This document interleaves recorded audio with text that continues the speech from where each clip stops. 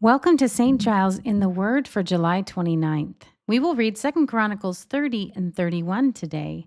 As always, we are reading from the New International Version. Let's begin. Hezekiah sent word to all Israel and Judah, and also wrote letters to Ephraim and Manasseh, inviting them to come to the temple of the Lord in Jerusalem and celebrate the Passover to the Lord, the God of Israel. The king and his officials and the whole assembly in Jerusalem decided to celebrate the Passover in the second month. They had not been able to celebrate it at the regular time because not enough priests had consecrated themselves, and the people had not assembled in Jerusalem. The plan seemed right to both the king and to the whole assembly.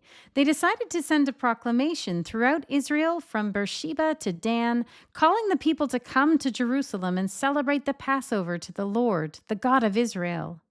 It had not been celebrated in large numbers according to what was written. At the king's command, couriers went throughout Israel and Judah with letters from the king and from his officials which read, "People of Israel, return to the Lord, the God of Abraham, Isaac, and Israel, that he may return to you who are left, who have escaped from the hand of the kings of Assyria. Do not be like your parents and your fellow Israelites who were unfaithful to the Lord, the God of their ancestors, so that he made them an object of horror, as you see.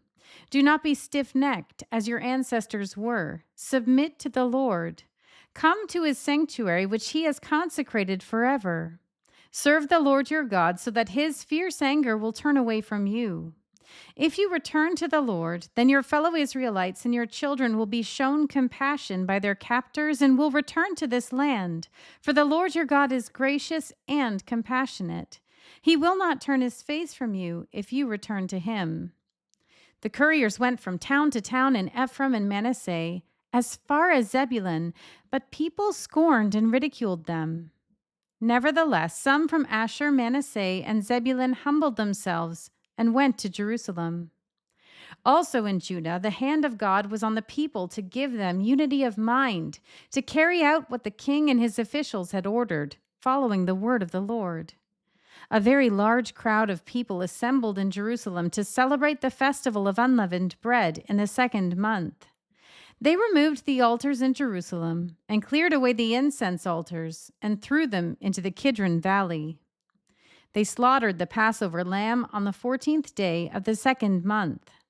The priests and the Levites were ashamed and consecrated themselves and brought burnt offerings to the temple of the Lord. Then they took up their regular positions, as prescribed in the law of Moses, the man of God. The priests splashed against the altar the blood handed to them by the Levites. Since many in the crowd had not consecrated themselves, the Levites had to kill the Passover lambs for all those who were not ceremonially clean and could not consecrate their lambs to the Lord. Although many of the people who came from Ephraim, Manasseh, Issachar, and Zebulun had not purified themselves, yet they ate the Passover contrary to what was written.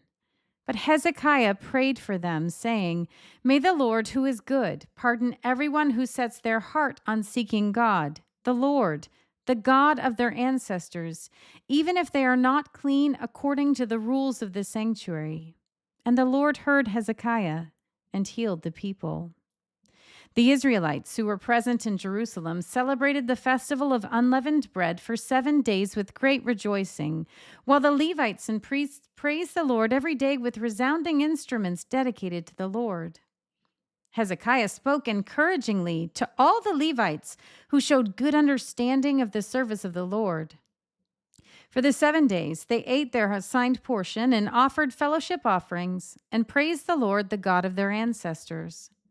The whole assembly then agreed to celebrate the festival 7 more days. So for another 7 days they celebrated joyfully.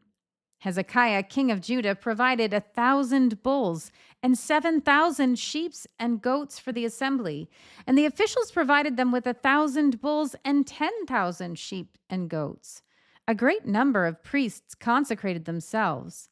The entire assembly of Judah rejoiced, along with the priests and Levites and all who had assembled from Israel, including the foreigners who had come from Israel and also those who resided in Judah.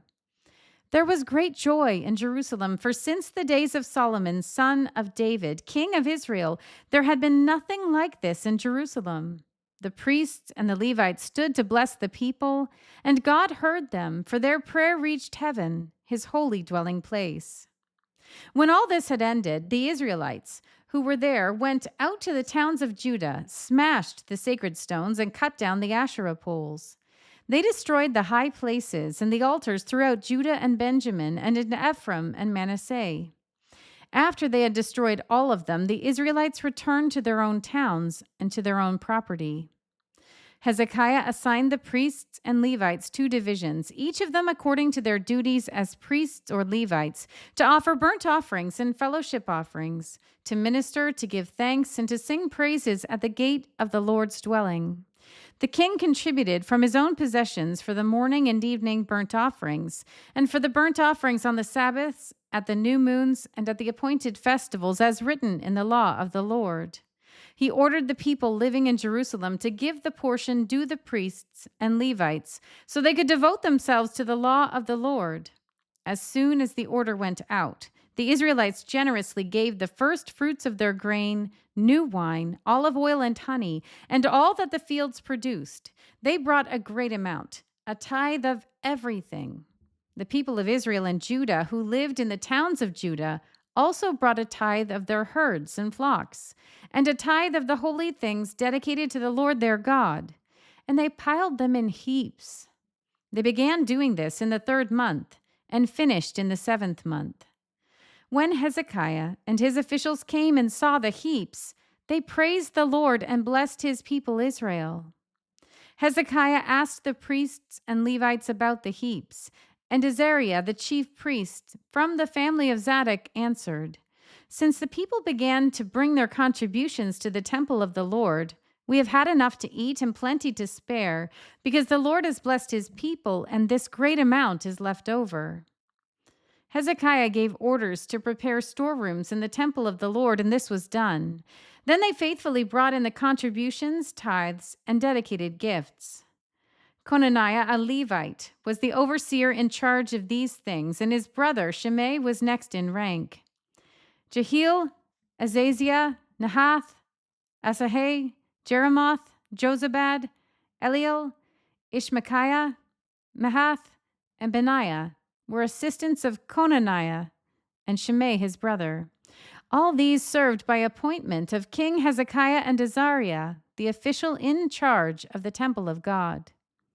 Kor, son of Imnah the Levite, keeper of the east gate, was in charge of the freewill offerings given to God, distributing the contributions made to the Lord and also the consecrated gifts.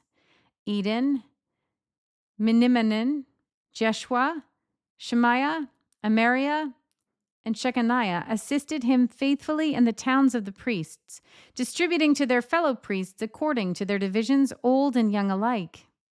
In addition, they distributed to the males 3 years old or more, whose names were in the genealogical records, all who would enter the temple of the Lord to perform the daily duties of their various tasks, according to their responsibilities in their divisions. And they distributed to the priests enrolled by their families in the genealogical records, and likewise to the Levites 20 years old or more, according to their responsibilities in their divisions. They included all the little ones, the wives and the sons and daughters of the whole community listed in those genealogical records, for they were faithful in consecrating themselves.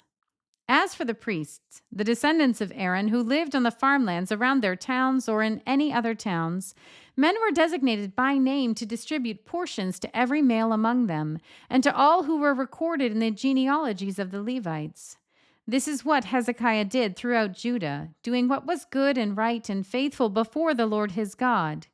In everything that he undertook in the service of God's temple and in obedience to the law and the commands, he sought his God and worked wholeheartedly, and so he prospered.